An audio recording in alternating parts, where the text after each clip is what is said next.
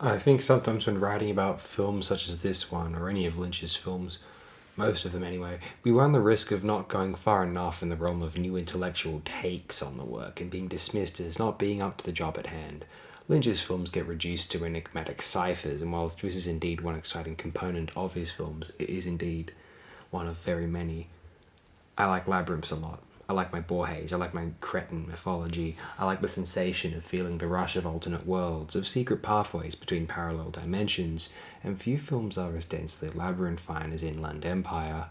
Potentially my favourite of his feature films, Inland Empire is the kind of film which traps you, restrains you, imprisons you in the middle of the night, and has on gorging forum posts on the internet in search of its secrets.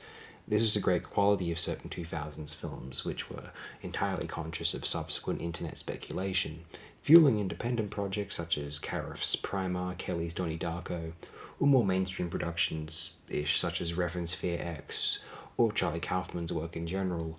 Noel Oakeshott and I used to discuss what were the most effectively labyrinthine films of all time, and Inland Empire was one of the films soonest to be mentioned. You feel lost in it, yet enamoured of the mysteries, how a feature film manages to occupy such a place of being that very place, becoming that very place of unknown imaginative danger or an evocative void. Other examples may be found in the 20th century, such as Kubrick's 2001 or The Shining, Cronenberg's Videodrome, or certainly Naked Lunch.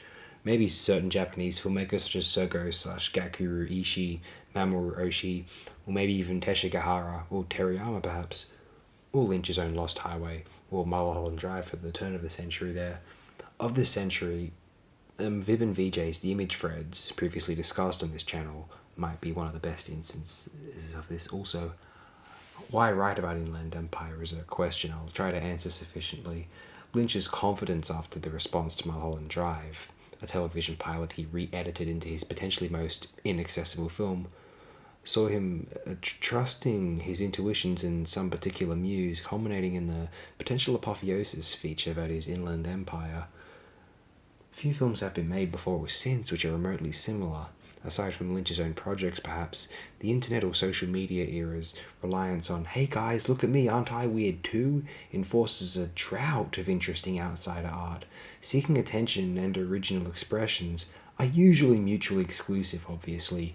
When has pandering ever been a desired activity? And so, for at least a very long time, social media has ruined a discourse, probably permanently, let's hope I'm wrong. Inland Empire will stand as one of the most bold, unique feature films of history, past and future. Could anyone have done it? Who has this imagination, who has the courage to edit it together, and who has the technical precision, the aesthetic foresight to compose it with such conviction and fluidity? Only David Lynch, one of the most underrated technical filmmakers of all time, because everyone gets lost in the literary theory LARP to overlook an auteur at least as technical as De Palma, as photographically serious, more so, than Michael Mann, and far more creative with the form than most conservative, don't tell them that, but actions speak louder than words, European artists, or frankly most Eastern artists indulging in that slow cinema fad, perfected with Lav Diaz, signed off by Wenders. With Perfect Days exposing the nihilism and misery behind it all, any slow cinema after that one is effectively pro-establishment, anti-socialist, and artistically conformist, that most painful and garish of all oxymorons, perhaps. Is Lynch the greatest filmmaker still alive? No, that would be Oshii, Kluger, Kawase, or Zhang Lu. Diaz is up there too. Herzog is still alive also, obviously. But greatest North American filmmaker still alive?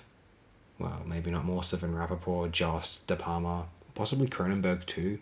But other than them, well, easily Lynch. Don't look at Best Director Alive lists, they are depressing, and I don't need more of that. That's part of the reason why we watch all of these films, to stay atop of human accomplishments, the potentiality of the times, and to rescue us from the idea that the world has culturally gone downhill or become less exciting. We idealise the 20th century a lot. Even the 2000s now. I'm guilty of that too, actually. But people didn't too much when they lived through it. Well, I did during the 2000s, but I was also a kid then, so... And I want to reclaim that feeling we project onto the past, or did feel in the past, when we were more bothered to stay up to date with the modern cultural output, and move it into the present. For the future, what have we got to lose if everything is so terrible and irrecoverable, I mean? Inland Empire, for all the fear it can inspire, it feels like one of the most empowering, confidence-inducing works of modern filmmaking. When you learn that Lynch's plans are vague, he didn't have a complete script during much of the filming process, and the end result is Inland Empire, you either go, I could never do that, or you decide that you've got nothing to lose, damn everyone else, if Lynch can damn everyone else, I might too. We might all be better off if we stop worrying about what other people think of us, and social media ensures that most of us never will. But the fear of, say, mockery or exclusion is superficial. Those who might mock you are insecure scum. Why live in fear of the scum? Seriously.